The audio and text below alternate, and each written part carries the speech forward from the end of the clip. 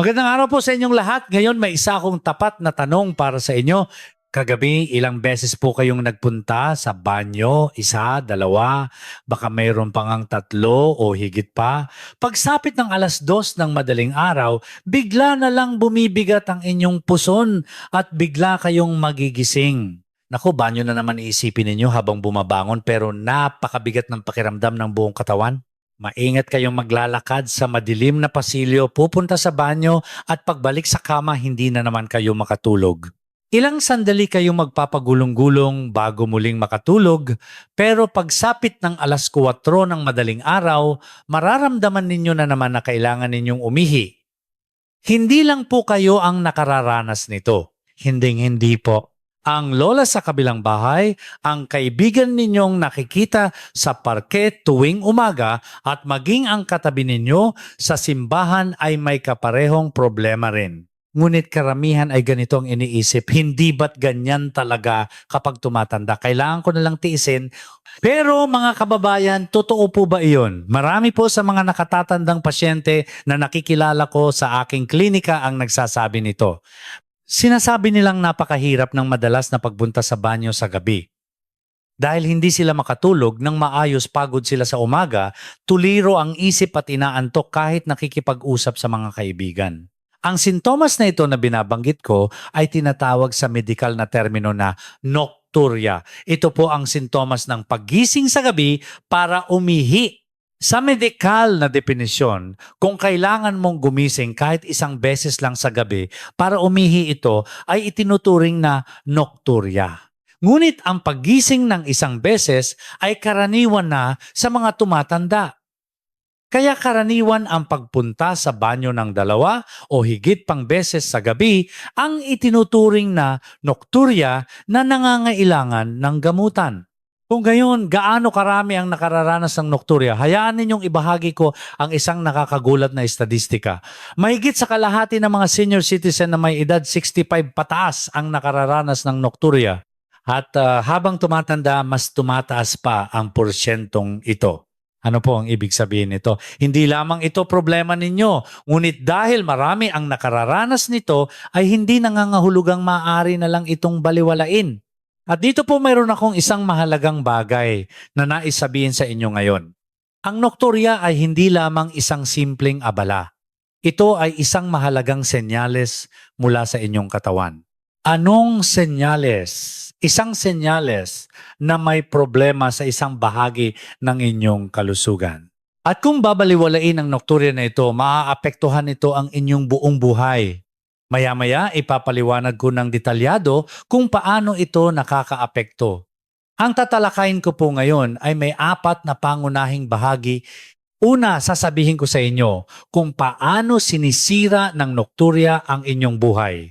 Dapat ninyong malaman na hindi lamang ang pagtulog ang apektado, kundi pati na rin ang inyong kaligtasan at maging ang kalusugan ng inyong utak. Ikalawa, malinaw kong ipapaliwanag kung bakit kayo laging naiihi tuwing gabi. Tatalakayin natin kung ito ba ay problema sa hormone sa pantog o kung may ibang sakit na nakatago. Ikatlo, magbibigay ako ng mga praktikal na paraan kung paano ito malulutas. At ngayon magpapakilala ko ng isang napaka-interesanteng solusyon. Ito po ay ang pagkain ng isang saging sa pagitan ng 5:00 hanggang 6:00 ng gabi. Ipaliwanag ko ng malinaw kung paano nito mababago ang inyong gabi sa siyentipikong paraan. Ika-4, ibabahagi ko ang lahat mula sa mga paghahandang dapat ninyong gawin sa bahay bago pumunta sa ospital hanggang sa mga paraan para mapabuti ang inyong pamumuhay. Mga kababayan, ang nocturia po ay hindi isang bagay na kailangan ninyong tiisin dahil lang sa pagtanda. Ito ay maaaring pamahalaan at mapabuti. At ang unang hakbang ay nagsisimula sa tamang kaalaman. Kung gayon, magsimula na po tayo.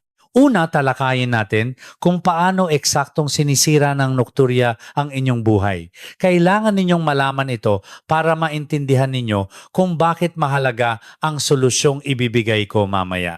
Ngayon, isa-isahin natin kung paano sinisira ng nocturia ang inyong buhay. Una, bumabagsak ang kalidad ng inyong pagtulog, no? Akala ninyo ba ang pagtulog ay pare-pareho lang basta't nakapikit kayo? Hindi po, may mga yugto ang pagtulog. May mababaw na tulog at may malalim na tulog. Ang malalim na pagtulog o sa medical term slow wave sleep ay napakahalaga. Sa yugtong ito, naghihilom ang ating katawan, nag-aayos ang ating utak at nagkakaroon ng lakas ang ating immune system. Ngunit ano ang mangyayari kung lagi kayong nagigising para pumunta sa banyo? Sa medisina, tinatawag itong sleep fragmentation.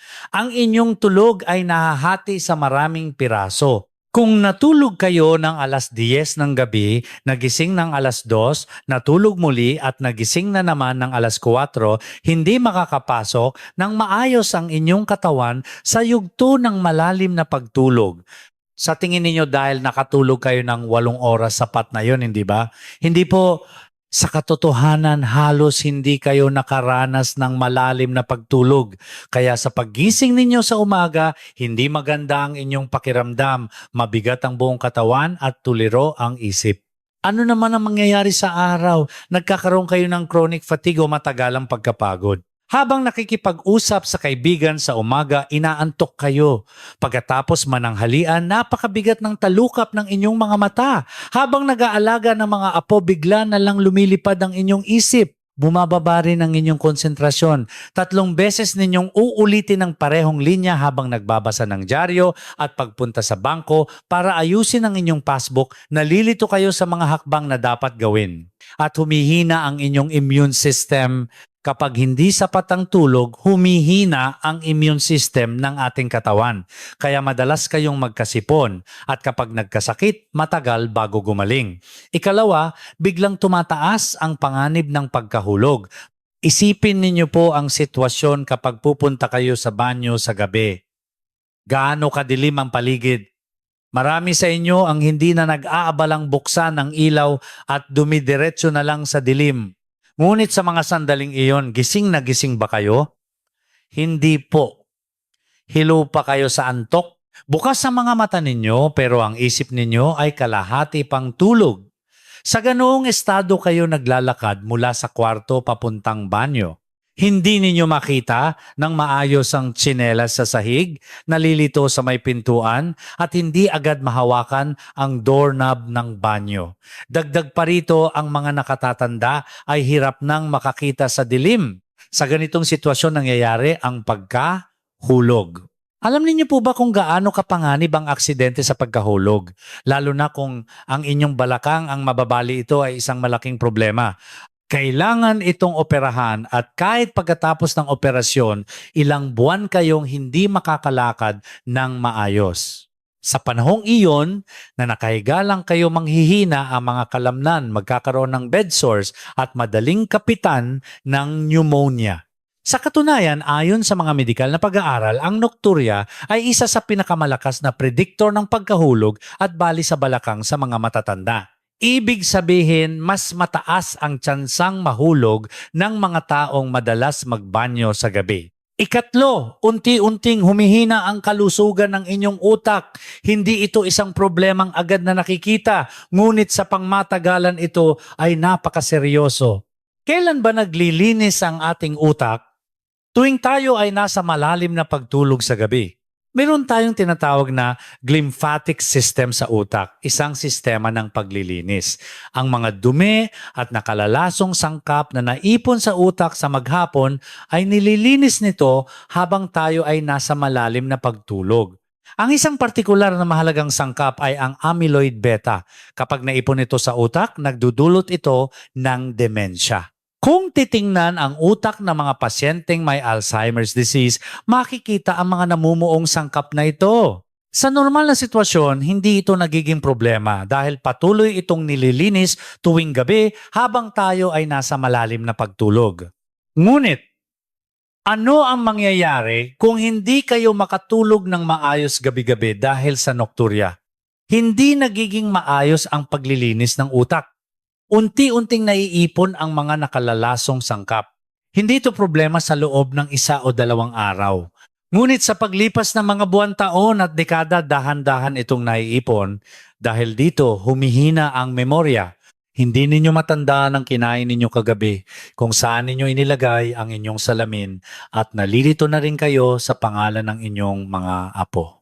Sa simula, iisipin ninyong dala lang ito ng pagtanda, ngunit habang lumalala, maaari itong mauwi sa mild cognitive impairment at kalaunan ay sa demensya. Ika-4, bumababa ang pangkalahatang kalidad ng buhay. Sumasama ang inyong pakiramdam. Nagiging magagalitin, malungkutin, at nawawalan ng ganang makipagkita sa ibang tao.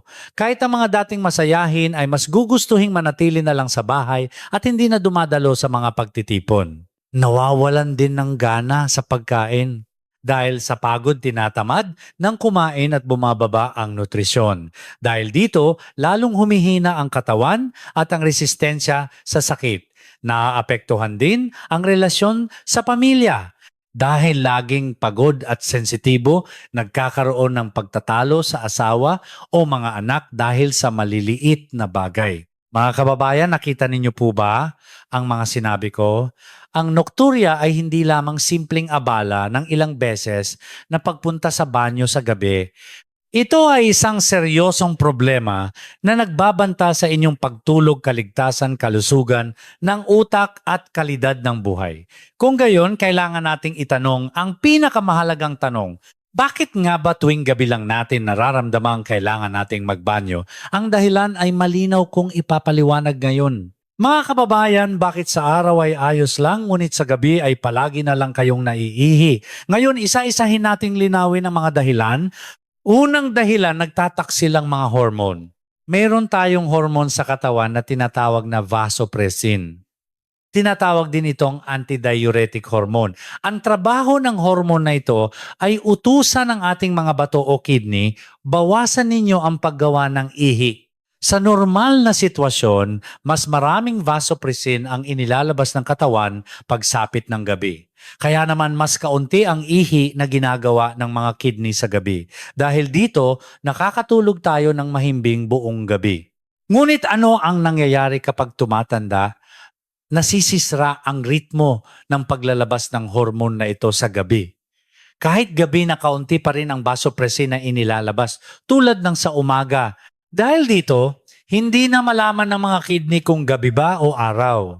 Kaya patuloy silang gumagawa ng ihi sa gabi tulad ng sa araw. Sa medisina, ito ay tinatawag na nocturnal polyuria. Ibig sabihin, maraming ihi ang nagagawa sa gabi.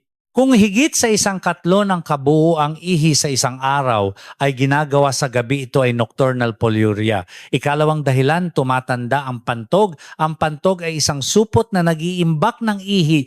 Noong bata pa tayo, ito ay nababanat at kaya mag-imbak ng 400 hanggang 500 cc ng ihi. Ngunit habang tumatanda, ang mga kalamnan ng pantog ay tumitigas. Tulad ng isang lumang lobo na tumitigas sa katagalan, ano ngayon ang mangyayari? Kahit 200 hanggang 300 cc pa lang ang laman, pakiramdam ay puno na ang pantog. Kaya nagpapadala ito ng senyales sa utak na kailangan ng umihi. Ito ay tinatawag na overactive bladder. May mga mas malala pang kaso. Ang mga kalamnan ng pantog ay kusang umuurong. Labag sa inyong kalooban, naninikip ang pantog at nararamdaman ninyong kailangan ninyong umihi. Para sa mga nakatatandang lalaki, may isa pang karagdagan, ang prostate. Ang prostate ay isang organ na kasing laki ng walnut na nasa ilalim ng pantog. Habang tumatanda, lumalaki ito. Ito ang tinatawag na prostate enlargement o benign prostatic hyperplasia. Kapag lumaki ang prostate, naiipit nito ang daanan ng ihi. Dahil dito, hindi tuloy-tuloy ang pag-ihi. Kahit galing na sa banyo, may kaunting ihi na naiiwan sa pantog. Ito ay tinatawag na residual urinin. Kaya naman mabilis kayong makaramdam ulit na kailangan ninyong umihi. Ikatlong dahilan, ang pamamana sa araw ay nagiging ihi sa gabi. Ito ay isang kamangha-manghang mekanismo. Napapansin ninyo ba kapag matagal kayo nakatayo o nakaupo sa araw, namamaga ang inyong mga binti? Malinaw ang marka ng medyas at masikip ang pakiramdam sa sapatos. Bakit ito nangyayari? Dahil sa gravity.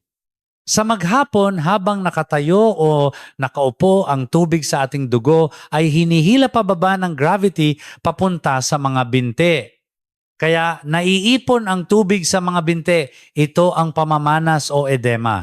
Ngunit, ano ang mangyayari kapag humiga na sa gabi, nawawala ang epekto ng gravity? Ang tubig na naipon sa mga binti ay bumabalik sa daluyan ng dugo. At ang tubig na ito ay dumadaloy papunta sa puso at sa mga kidney. Isipin ninyo ang pananaw ng mga kidney. Biglang dumami ang tubig na kailangan nilang iproseso. Ano ang gagawin ng mga kidney?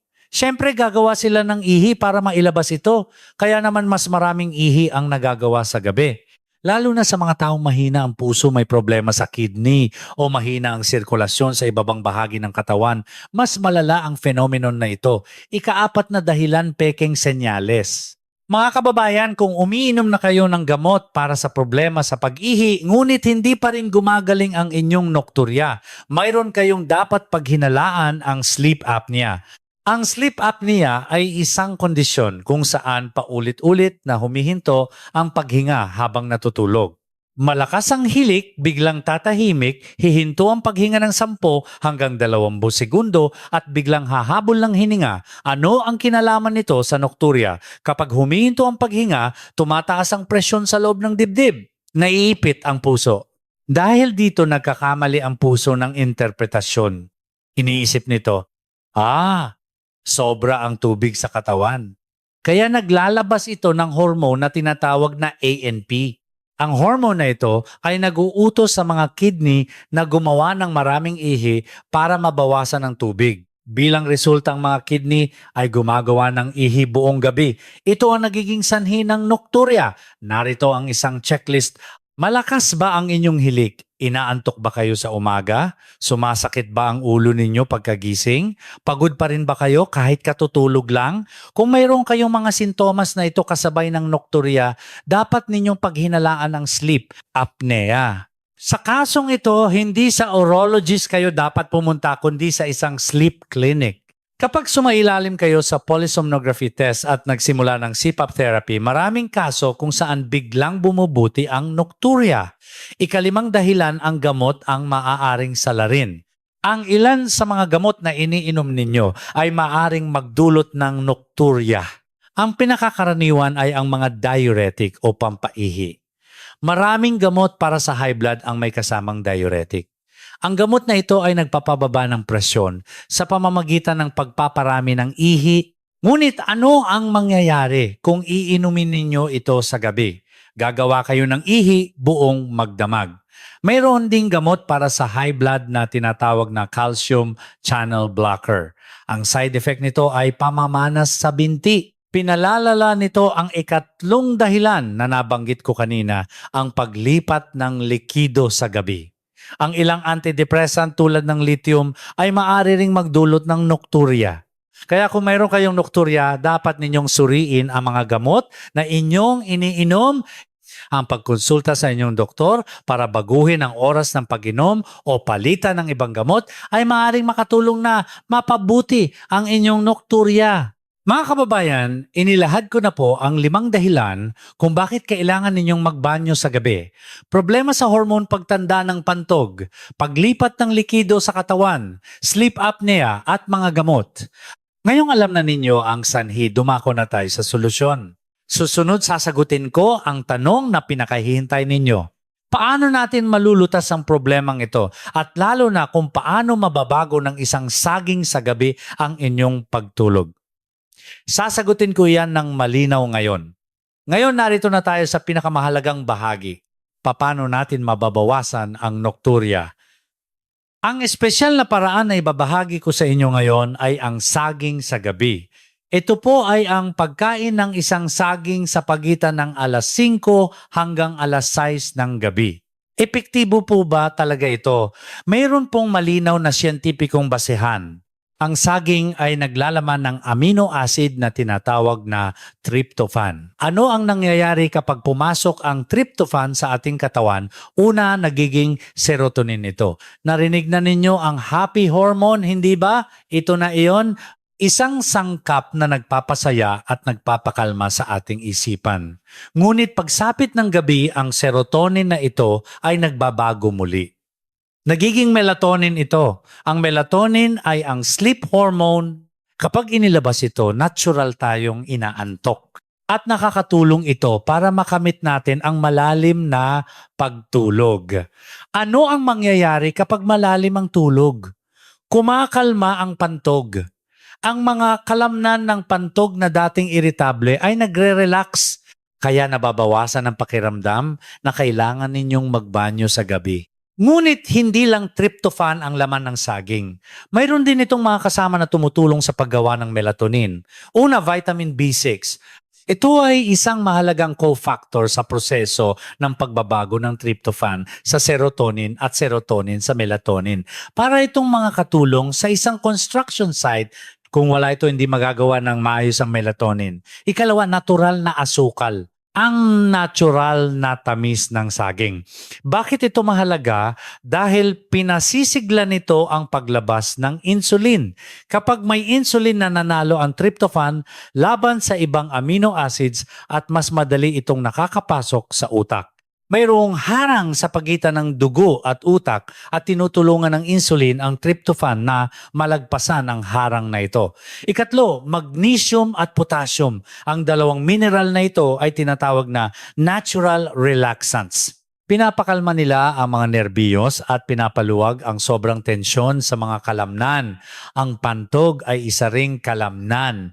Pinipigilan nito ang sobrang pag-urong ng kalamnan na ito. Para sa mga nakararanas ng pulikat o pamamanhid sa binti, sa gabi, nakakatulong din ang magnesium at potassium na maibsan ito.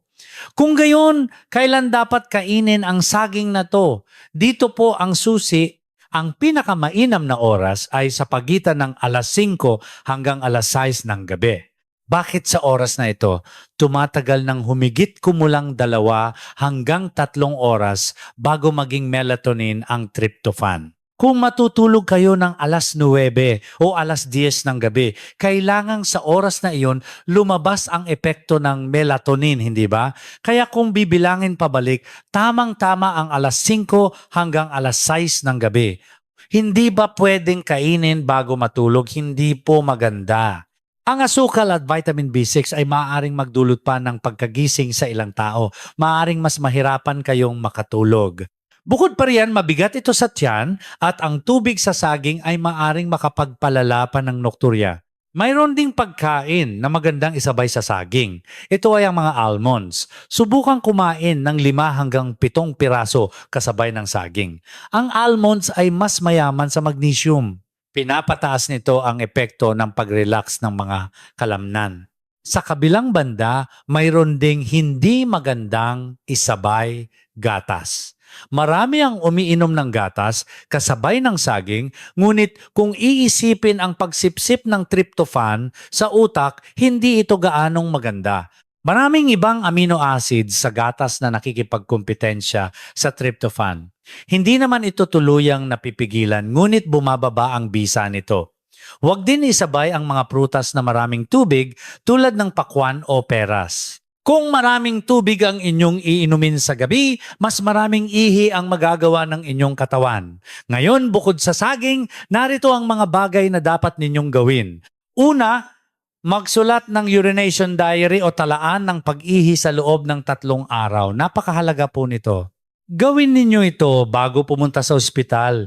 Ang mga dapat itala ay oras ng pag-ihi, dami ng ihi-uri at dami ng inuming ininom at oras ng pagtulog at paggising. Paano susukatin ang dami ng ihi? Maghanda ng measuring cup. Sa banyo, saluhin ito sa cup at tingnan ang sukat. Maaaring nakakaabala, ngunit kailangan ang talang ito para makapagbigay ng tamang diagnosis ang doktor.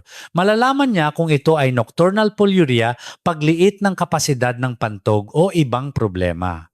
Ikalawa, limitahan ang pag-inom ng likido pagkatapos ng alas 6 ng gabi. Hindi ibig sabihin na huwag nang uminom.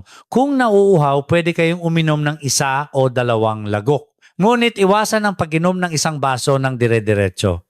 Lalo na ang kape, green tea at alak ay bawal na bawal. Ang mga inuming ito ay may diuretic effect at nagpaparami ng ihi. Ikatlo, bawasan ang asin sa hapunan. Kung kakain ng sabaw, kaunti lang ang higupin at iwasan ang maaalat na ulam.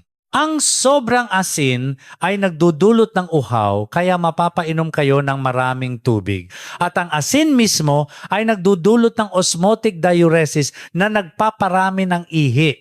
Ika-4, itaas ang mga binti 1 hanggang 2 oras bago matulog.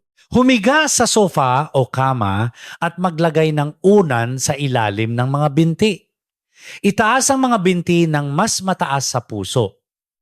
Sa ganitong paraan ng pamamanas na naipon sa binti sa maghapon ay mas maagang babalik sa daluyan ng dugo. Maiihin ninyo na ang sobrang tubig na ito bago pa man kayo matulog. Dahil dito mas kaunti na ang ihi na magagawa sa gabi. Ang pagsusuot ng compression stockings ay isa ring magandang paraan. Kung isusuot ito sa maghapon, may iwasan mismo ang pamamanas ng binti. Ika-5, siguraduhing umihi bago matulog. Bago mismo matulog, pumunta sa banyo at siguraduhing walang laman ang pantog. Kung may kaunti mang matira, mabilis kayong makakaramdam na kailangan ninyong umihi ulit. Mga kababayan, buuin natin ang mga paraan na aking nabanggit. 1 saging at 5 almond sa pagitan ng alas 5 hanggang alas 6 ng gabi, limitahan ang tubig at asin. Pagkatapos ng alas 6, itaas ang binti bago matulog at umihi bago mismo matulog. Kung susundin ninyo lamang ang mga ito, malaki ang igagaling ng inyong nocturia. Siyempre, hindi ito isang cure-all para sa lahat. Ngunit ito ay isang siyentipikong paraan na sulit subukan. Simulan ninyo ito ngayong gabi. Mga kababayan, buuin natin sa 3 pangungusap ang ating pinag-usapan ngayon. Una, ang nocturia ay hindi isang bagay na kailangang tiisin dahil sa pagtanda ito ay isang problemang maaaring pamahalaan at mapabuti. Ikalawa, may mga malinaw na dahilan kung bakit kailangan ninyong magbanyo sa gabi, pagbabago sa hormone, pagtanda ng pantog, paglipat ng likido, sleep apnea at mga gamot. Ikatlo, sa pamamagitan ng pagkain ng isang saging sa pagitan ng alas 5 hanggang alas 6 ng gabi, kasabay ng pagbabago sa pamumuhay, malaki ang tsansang bumuti ang inyong kalagayan. Ngunit mayroon po akong dapat sabihin. Kung meron kayong mga ganitong sintomas, pumunta agad sa ospital. Kung biglang lumala ang inyong nocturia, kung may sakit o dugo sa pag-ihi, kung hindi mapigilan ang pag-ihi, kung sobrang manas ang mga binti at kinakapos ng hininga. Sa mga kasong ito, maaaring may ibang sakit na nakatago. Maaaring ito ay isang seryosong sakit tulad ng diabetes, kidney failure, bladder cancer o prostate cancer. Magdala ng inyong tala ng pag-ihi at pumunta sa isang urologist o family medicine doctor. Kung pinaghihinalaan ng sleep apnea, maghanap ng sleep clinic. Huwag po kayong mahiya. Ang mga doktor ay nakakaharap ng dose-dosenang pasyente na may kaparehong problema araw-araw. Ano pa po ba ang mas mahalaga kaysa sa mahimbing na tulog sa gabi? Kailangan nating matulog ng maayos para maging malusog kinabukasan, para masaya tayong makasama ang ating mga apo, makipagkita sa mga kaibigan at para maging masaya ang buhay. Simulan ninyo ngayong gabi. Bumili ng isang saging at kainin ito kasama ng ilang almonds bandang alas 5:30 ng hapon. Hinaan ang asin sa hapunan, uminom ng kaunting tubig lang at itaas ang mga binti habang nakahiga bago matulog. At pagkatapos pumunta sa banyo bago kayo matulog, gawin ninyo ito sa loob ng 1 linggo. Tiyak na may mararamdaman kayong pagbabago at ang pagbabagong iyon ay unti-unting babago sa inyong buhay. Naway magkaroon kayong lahat ng mahimbing na tulog simula ngayong gabi. Manatili po kayong malusog,